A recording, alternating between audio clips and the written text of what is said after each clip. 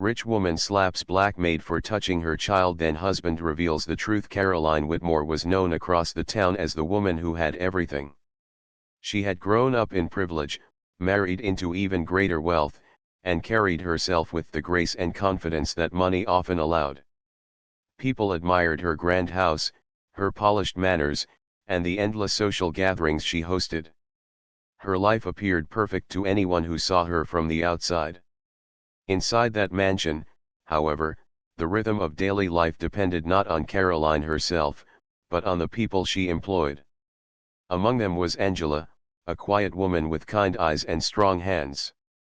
She had been working in the Whitmore household for nearly 3 years, and in that time, she had become more than just a maid.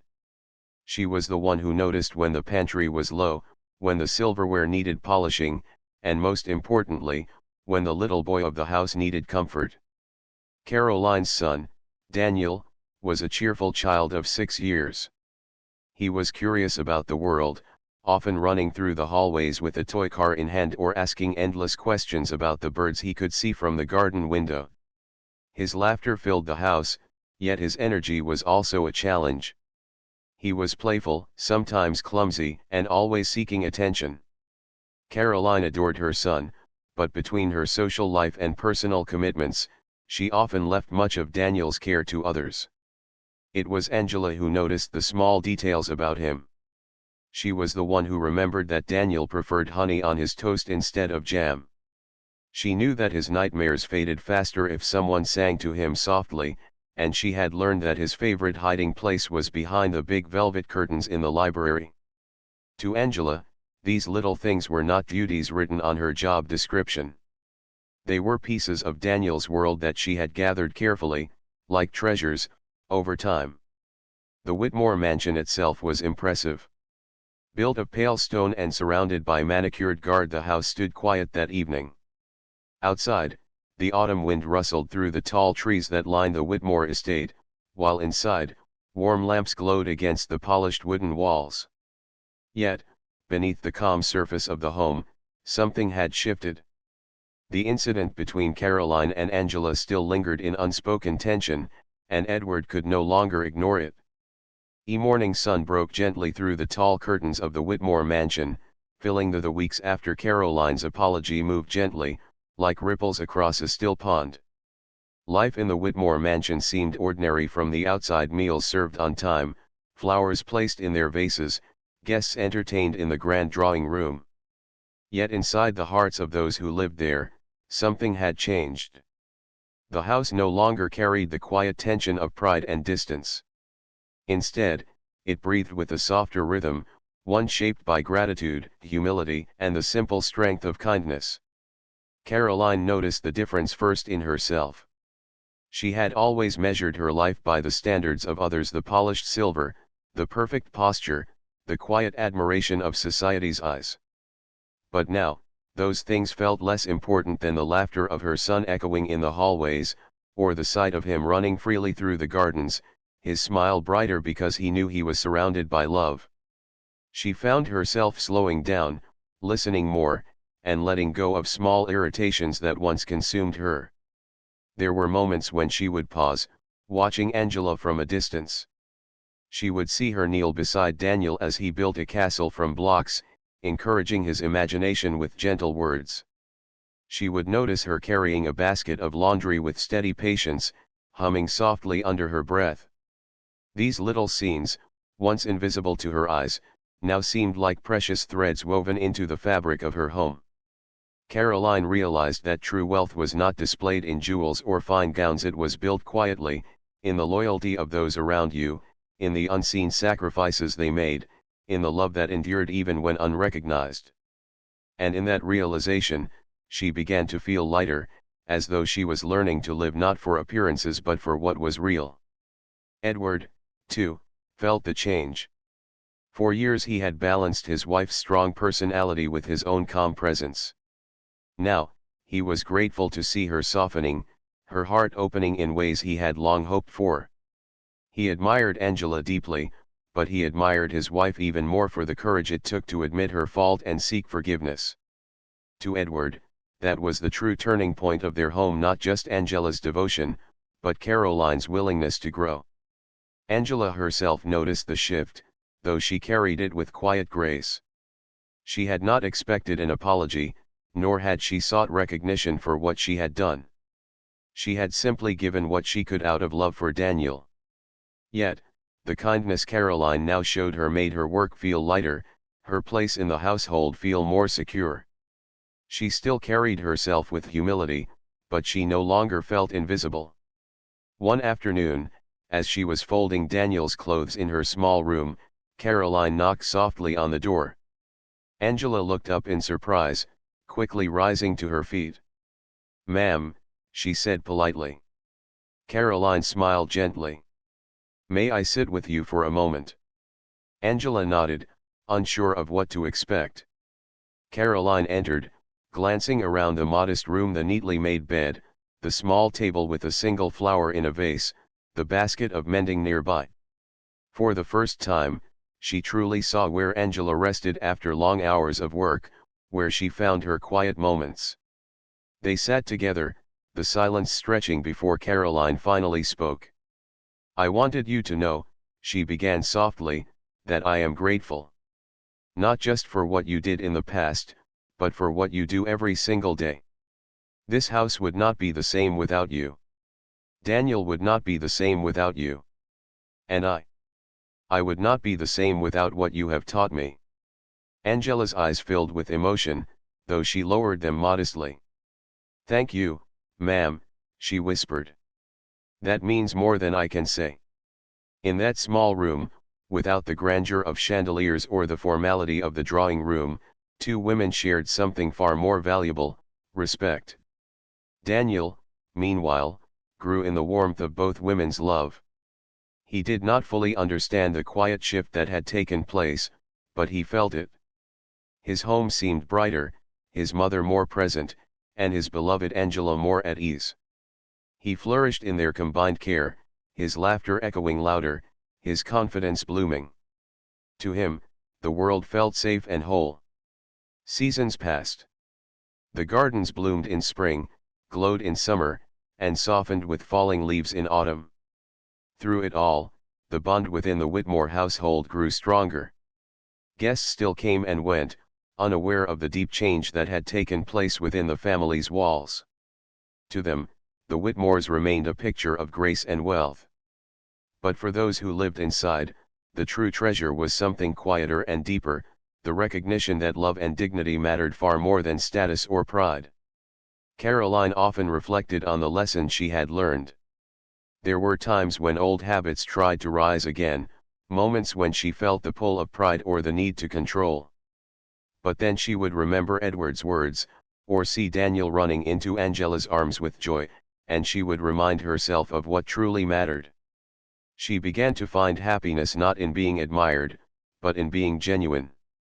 Years later, when Daniel was older, he would often tell stories of his childhood.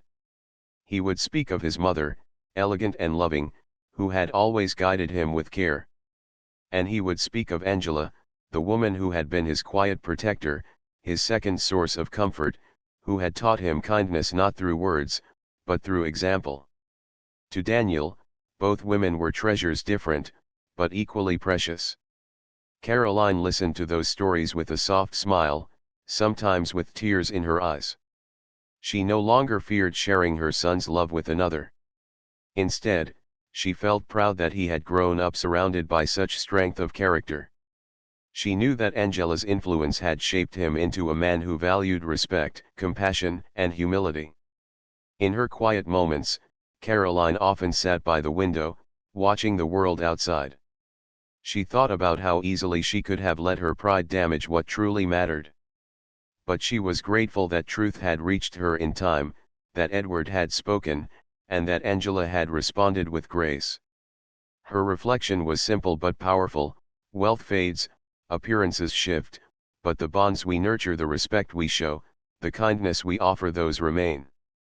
And in her own way, she had learned that lesson from the very woman she had once underestimated. Angela, too, carried the journey in her heart. She knew her place in the Whitmore household would always be one of service, but she also knew she was valued. That knowledge gave her quiet strength, reminding her that dignity is not granted by titles or wealth, but by the way one lives and loves. The story of the Whitmore household was not written in grand gestures or dramatic scenes. It was written in small moments: an apology whispered in the garden, a child's innocent laughter, a shared glance of gratitude. And in those moments, a truth was revealed: when pride is set aside and hearts are opened, even the walls of the grandest mansion can be filled with something greater than wealth. The lesson remained with all of them for years to come: love is never diminished when shared. It grows, it multiplies, and it heals. And so, the rich woman who once scolded out of pride became a woman of humility. The maid who once endured in silence found respect. And the child who once clung to both learned that family is not only about blood, but about every heart that chooses to love without condition. Rooms with a golden glow.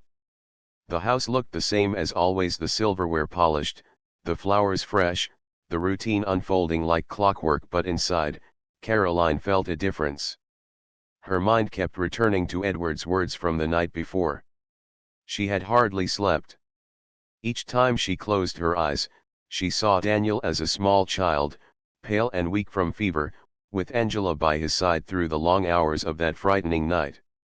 Now, in the quiet of dawn, Caroline felt a heaviness in her heart. She was not used to questioning herself. All her life, she had been certain of her decisions, her standards, her way of maintaining order. Yet, for the first time in years, she wondered if her certainty had blinded her to the truth. She rose from her bed and dressed more simply than usual. The pearls and silk she usually wore in the morning were left in their boxes. Instead, she chose a modest dress. It was not a conscious effort to make a statement: it was simply that her heart did not feel like shining that day. As she entered the dining room, she saw Daniel already at the table, happily eating porridge. Angela stood nearby, as she always did, making sure the child had everything he needed. The sight brought back the memory of the previous day, when her own pride had led her to scold the very woman who had once saved her son's life. Angela greeted her with a respectful nod, her expression calm and unreadable. Caroline felt her throat tighten. Words pressed against her lips, but she hesitated. How could she, the mistress of the house, admit she had been wrong? Edward entered a moment later, giving his wife a quiet glance that reminded her of their conversation. His eyes seemed to say, "The time will come." The hours of the day unfolded slowly. Caroline attended to her usual tasks, but her thoughts never strayed far from Angela. Every time she saw her moving through the halls with quiet efficiency, or heard her speaking gently to Daniel, a wave of gratitude mixed with shame washed over her. She longed to speak but could not yet find the courage. It was not until that afternoon that the moment finally came. Daniel had run into the garden to play with his toy car, and Angela followed to watch over him. Caroline stood at a distance, observing. The boy laughed as he pushed his toy along the stone path, stumbling occasionally, only to be steadied by Angela's careful hand. Caroline approached slowly, her steps soft against the grass. Angela noticed her presence and straightened politely, ready to step back. But Caroline raised a hand gently. "Stay," she said, her voice quieter than usual. Angela looked at her with mild surprise but obeyed. Daniel, oblivious to the unspoken tension, continued to play, humming happily to himself.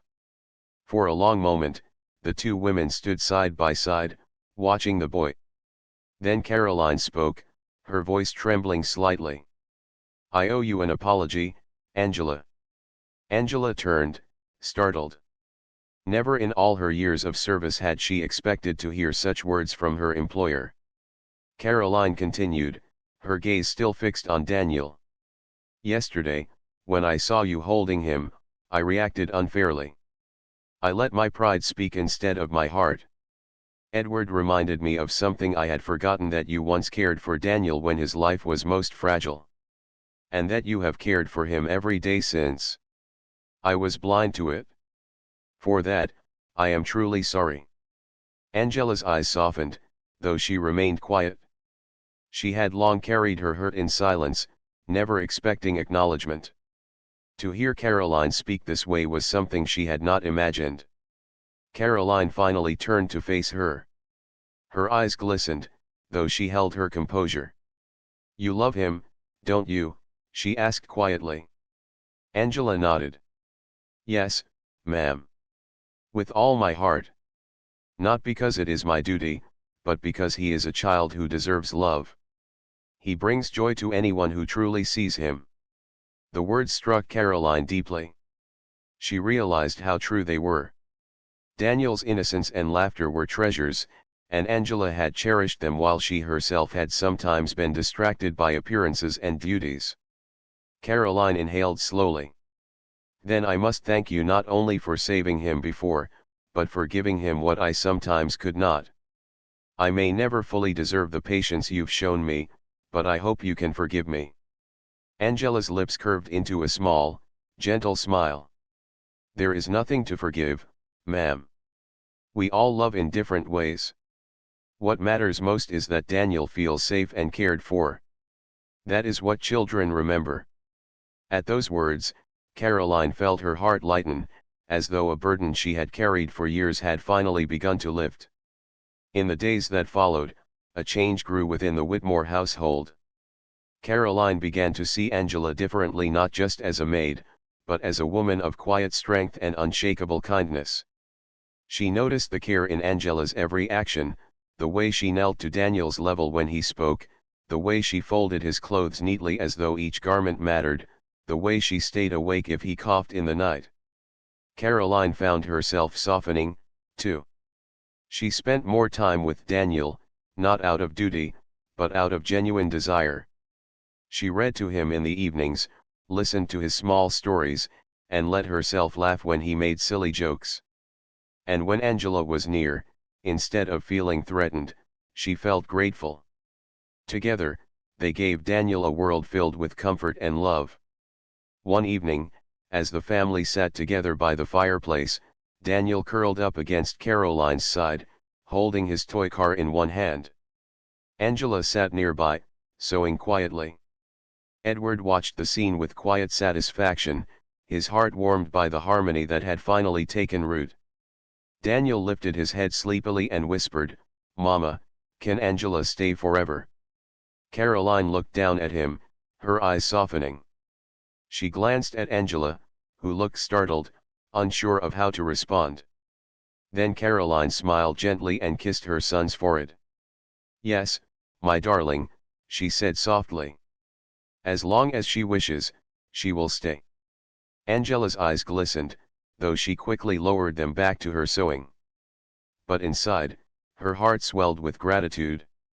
For the first time, she felt not like a shadow in the household, but like someone truly seen, truly valued. And in that moment, the walls of the Whitmore mansion seemed to hold something richer than wealth or status. They held the quiet beginnings of understanding, humility, and respect. The resolution had not come through grand gestures or dramatic scenes, but through honesty, forgiveness, and the recognition of a truth that had always been there: love, when shared, does not divide, it multiplies. Edward had always been a man who valued fairness. He was calm, measured, and not easily moved by appearances. Unlike his wife, he did not care much for the opinions of society. He cared about the truth, about integrity, and above all, about his family. Watching Caroline distance Angela from Daniel troubled him. He knew Caroline loved their child deeply, but he also knew that sometimes her pride clouded her judgment. That night, after Daniel had been tucked into bed, Edward entered Caroline's private sitting room. She was arranging her jewelry, placing earrings into a velvet box, when he spoke. "Caroline," he said softly, his voice steady, "we need to talk about yesterday." She looked up briefly, her reflection staring back at her in the mirror. "I don't see what more there is to discuss. I told Angela what I expect. That should be the end of it." Edward stepped closer. It shouldn't be the end of it. There's something you don't know. Something I've never told you, but I think it's time. Caroline paused, her hand lingering on a pearl necklace. She turned slowly to face him. What could possibly change what I saw with my own eyes? Edward's gaze was firm but gentle. It's not about what you saw yesterday. It's about what you don't know about Angela and what she has already done for this family. Caroline frowned, curiosity and resistance crossing her face. Go on, she said quietly. Edward took a deep breath, as though gathering the weight of memories. Do you remember 2 years ago, when Daniel fell gravely ill? Caroline's eyes flickered. She remembered it all too well, the nights filled with worry, the doctors rushing in and out, the fear that had clutched her heart. She nodded slowly. I was away on business when it first began, Edward continued. The doctor hadn't arrived yet, and Daniel's fever was rising quickly. You were panicked, and understandably so. But do you remember who kept her calm, who stayed by Daniel's side through every minute of that long night? Caroline's lips parted, but no words came. She had been so overwhelmed during those days, so lost in fear, that some of the details blurred. It was Angela, Edward said gently. She stayed awake the entire night, holding him, cooling his forehead, whispering prayers when the fever climbed. By the time the doctor finally came in the morning, it was Angela's tireless care that kept him steady. The doctor himself said so. Caroline blinked, as though trying to piece together the memory. She recalled waking at intervals, exhausted, and seeing Angela near Daniel's bed. But at the time, she had been too consumed by fear to truly notice. Edward's voice grew more earnest. Caroline, our son might not even be here today if not for her. She acted with love, not duty.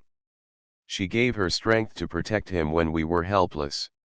And yesterday, when she caught him before he fell, it wasn't stepping out of place, it was instinct, the same instinct that once saved his life. The room fell into silence. Caroline lowered her gaze, her fingers tightening around the edge of her chair. The image of Angela holding Daniel in the drawing room suddenly looked different in her mind. No longer did it seem like a line crossed, it looked like what it truly was: care, protection, and love. Still, her pride resisted. But Edward, she whispered, I am his mother. Shouldn't it be me he turns to? Shouldn't it be my arms he trusts the most? Edward moved closer, kneeling slightly so his eyes met hers. You are his mother, and nothing will ever change that. He adores you, Caroline. But love is not limited. A child can feel safe with more than one person. Angela has been a second guardian to him in ways we could never replace. That doesn't take away from you, it adds to him. Caroline's throat tightened. She felt the sting of truth in his words, yet it was difficult to admit. She had always guarded her position, her role, her image. But now, she realized she had mistaken pride for protection. Edward gently placed his hand over hers. I didn't tell you before because I thought, in time, you would see her heart as I did. But after yesterday, I cannot remain silent. Caroline, our son's bond with Angela is not a threat, it is a blessing. Tears welled in Caroline's eyes, though she quickly brushed them away. She turned back to the mirror, her reflection no longer looking as composed as she had always wished. For the first time in years, she felt small, humbled by the truth her husband had spoken. Later that night, when the house had gone still, Caroline walked quietly down the hallway. She stopped near Angela's small room at the back of the house. The door was closed, but through the crack, she saw a faint light. Angela was sitting on her bed, mending one of Daniel's shirts by hand. Her movements were slow, careful, almost motherly. Caroline stood there silently, her heart heavy. She realized that the woman she had scolded only hours before was the very woman who had carried her child through one of the darkest nights of his young life. And she, in her pride, had nearly cast that devotion aside. For the first time, Caroline felt not anger, but shame. She turned away quietly, returning to her room, her mind filled with thoughts she could not escape. The turning point had arrived, though not with noise or drama. It came in whispers, in memories, in a truth revealed by a husband who loved too deeply to let pride ruin what was precious. The walls of the Whitmore mansion were still standing, but inside them, a change had begun. Caroline could feel it stirring in her heart, though she did not yet know where it would lead. And as the autumn wind whispered outside, the story of the Whitmore household moved toward a chapter where humility, truth, and forgiveness would be tested. Ns, it stood like a symbol of wealth and tradition. Visitors often marveled at the tall columns at the entrance and the wide staircase inside that seemed made for grand occasions. Caroline took pride in maintaining this image. She believed that appearances reflected not just personal pride but also the family's place in society. She dressed elegantly every morning, even if her only outing was a visit to the local boutique or a luncheon with friends. Caroline's footsteps echoed softly in the wide hallway as she moved closer to the scene before her. The grand drawing room, usually a place of elegance and polished order, now carried an image that unsettled her deeply. Her little boy, Daniel, was nestled in Angela's arms, his small face pressed against the fabric of her simple uniform. Angela's hand gently stroked his back, her voice low and soothing as she whispered words meant to calm his trembling. Caroline froze at the threshold. She had just come from a luncheon where ladies spoke about manners, appearances, and proper upbringing of children. Her head was filled with those conversations as she walked in, and now what she saw felt completely out of place. To her, Daniel belonged in her arms or, at the very least, under her supervision. The sight of Angela holding him so close, so naturally brought a wave of discomfort. Angela noticed her presence almost immediately. She looked up, her face calm but aware. "He tripped near the stairs," she explained softly. "I just caught him so he wouldn't get hurt." Her words were simple, her tone respectful, but Caroline's mind was too clouded by her own emotions to receive them with understanding. Caroline's eyes went from Angela's arms to her son's small figure. Daniel, sensing his mother's arrival, looked up with teary eyes and called, "Mama." He tried to smile, but the evidence of his stumble was still there in his watery gaze. Caroline walked forward quickly, her heels clicking against the marble. She extended her arms. "Come here, darling," she said, her voice slightly sharper than usual. Daniel hesitated for a moment, then reached for his mother. Caroline lifted him into her arms, holding him tightly. She inhaled deeply, almost as if reclaiming him, reassuring herself that he was hers and hers alone. Angela stepped back respectfully, lowering her gaze. She had not done anything wrong, yet she felt the air thicken with disapproval.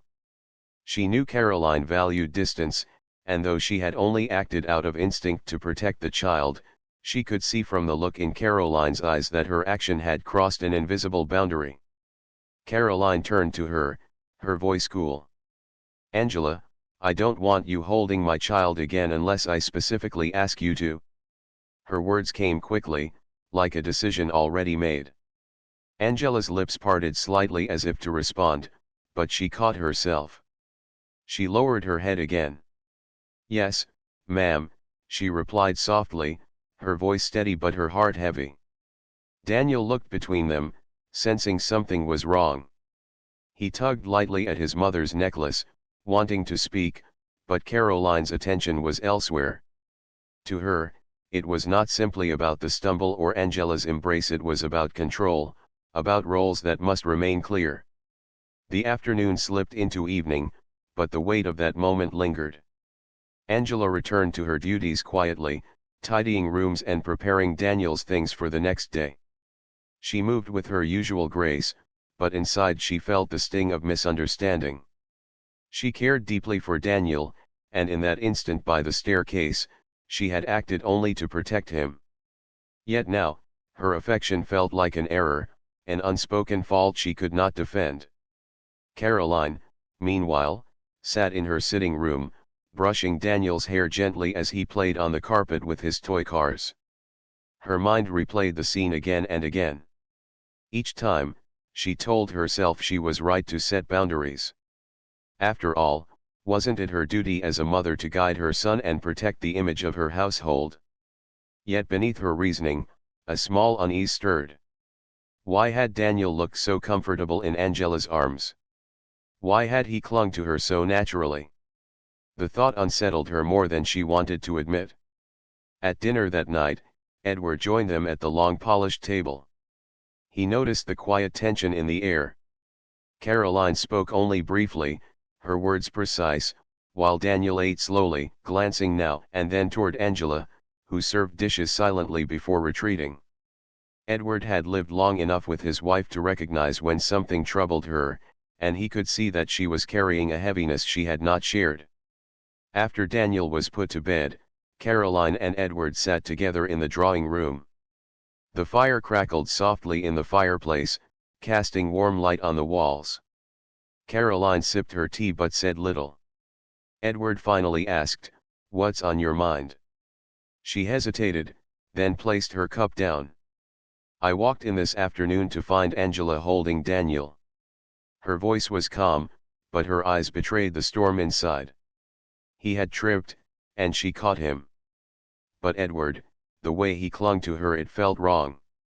"It is not her place." Edward leaned back, considering her words. He knew Caroline's need for order, for boundaries that preserved the image she valued.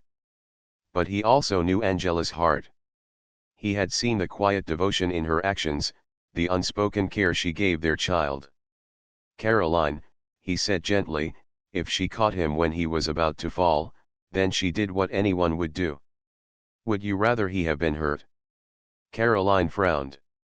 "That is not the point. It's about roles, Edward. A maid is not meant to take a mother's place." He watched her, noting the way her hands tightened around the teacup. He did not press further, not yet. But he made a silent decision that the matter could not remain unspoken for long.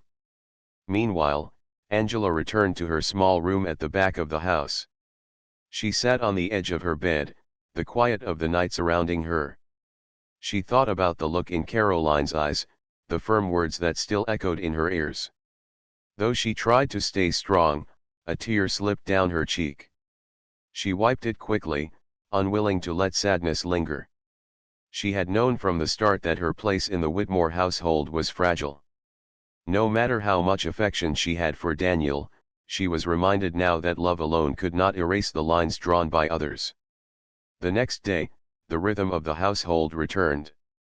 Breakfast was served, the gardens were tended, and Daniel prepared for school. Outwardly, nothing had changed. But beneath the surface, the memory of the drawing room incident remained alive in each of their minds.